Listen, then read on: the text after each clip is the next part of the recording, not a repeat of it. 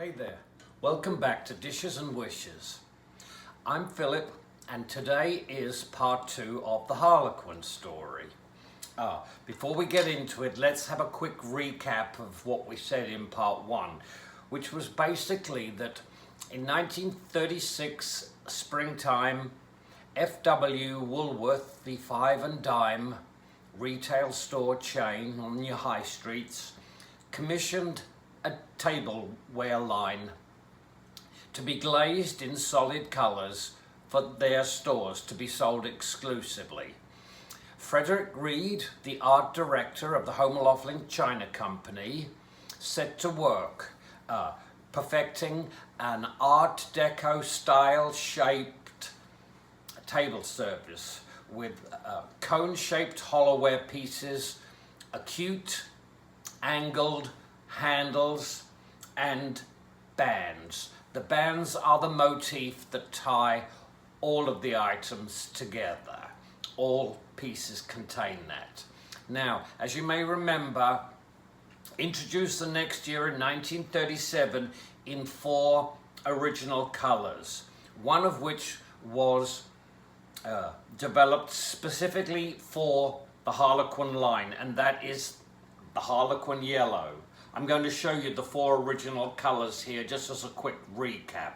So, the Harlequin yellow, the cup and saucer, the spruce green, this is from the, this glaze has previously been used on the Tango line, as had the blue and as had the maroon or crimson or cranberry red.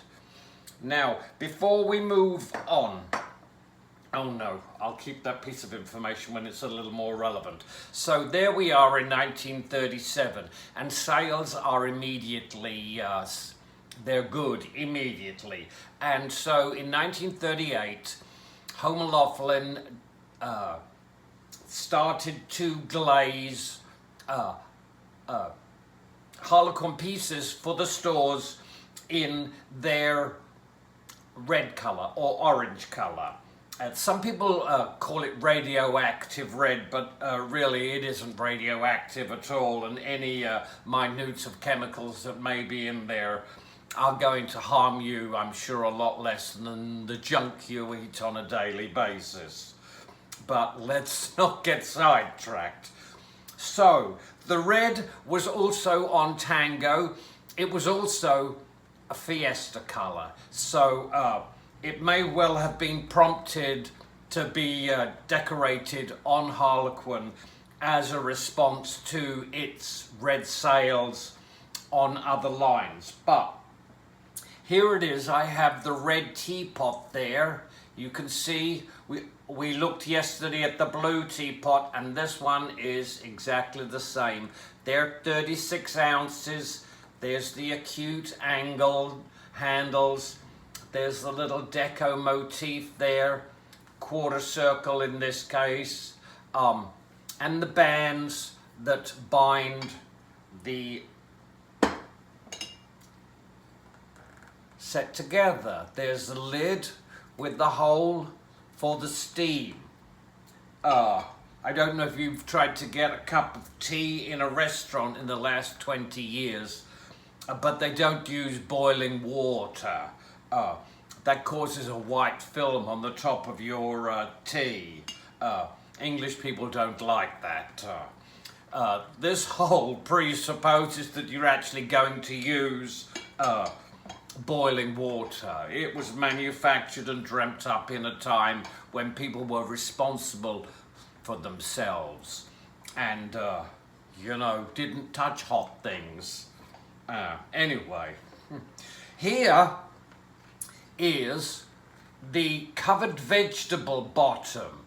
I only have the bottom. There is a top that is exactly the same as the lid, only it fits flat on the top. This actually bowl works beautifully just as an open vegetable bowl. It has the same handles there as you see on the sugar bowls. The diameter of this is 8.5 inches. Also in the red, I have examples to show you of these 9.25 inch lunch plates. Very nice. Here is the creamer.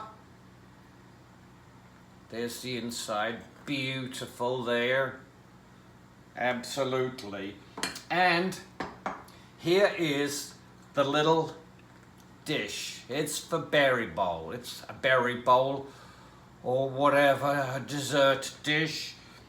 It's got the rings on the inside. A couple of pieces have rings on the inside. This also has rings on the outside. This is 5 5/8, this little tiny berry bowl. And of course, I have the cup and saucer in the red, but I'm having my coffee in it, so there we are.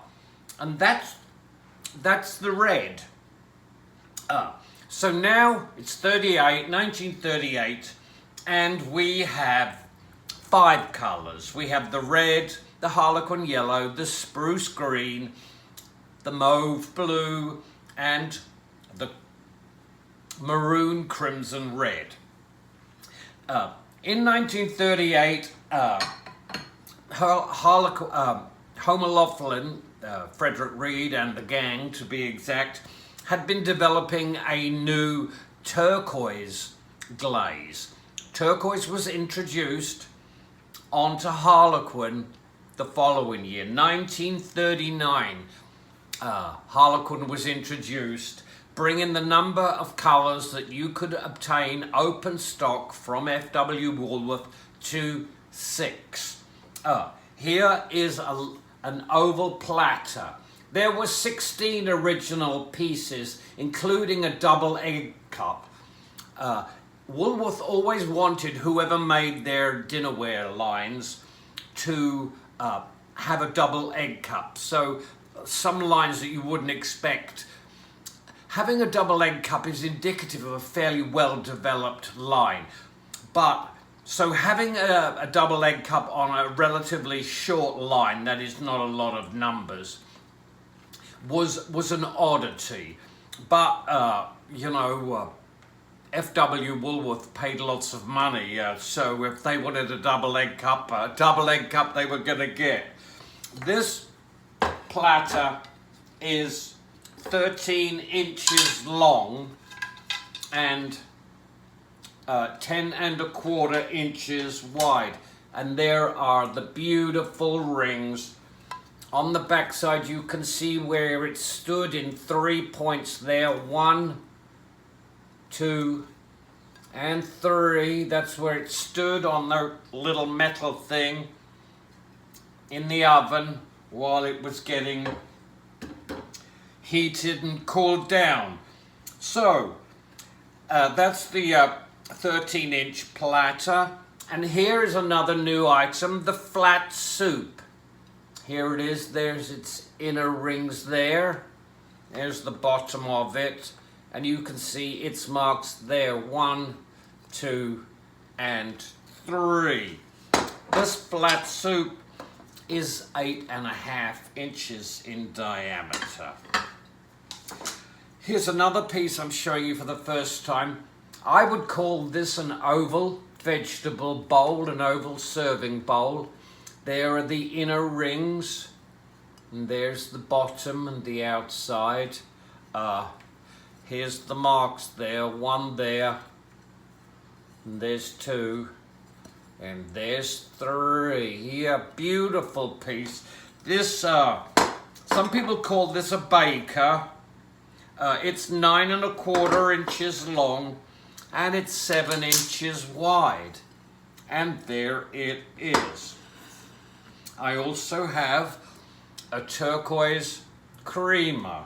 Here it is against the red creamer, both in beautiful condition. Absolutely.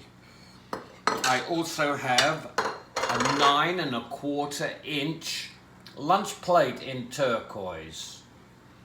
We flip it over, we can see the points without them even being pointed out. Now we're looking for them, and we'll look for them in future. And here's the small bread plate, a lot flatter than the saucer that really has a fair good curve to it. 6¼ inches, this little plate, that's the bread plate. And here are a pair of turquoise shakers. There's the salt shaker and there's the pepper shaker. Notice the differentiation in the shape of the holes. Actually, if you look through these, I don't know if you can see on camera, but when I looked through there, only 5 of the holes are clear. The other 2, the glaze must have just covered it over. But anyway, they would work perfectly. I don't use them, I just have them as decoration. But there they are, the salt and pepper shakers. What else? Oh yeah, here is the turquoise cup and saucer. And turquoise is, I would say, the most readily available color. I'm going to talk a little more about short supply colors and long supply colors, but it seems to me, and maybe it may just be here in Maine, but the turquoise is if anything is abundant, and none of it is, and that's abundantly clear, then turquoise is the color you will probably most often come across. Some colors are rarer. As we move forward in time with this, we now find ourselves at 1939, and we are going to stop for the day, and we are going to talk tomorrow about 1940 going through 1943, the beginning of the First World War. And I'll see you then with part 3 of the Harlequin story. Talking to you.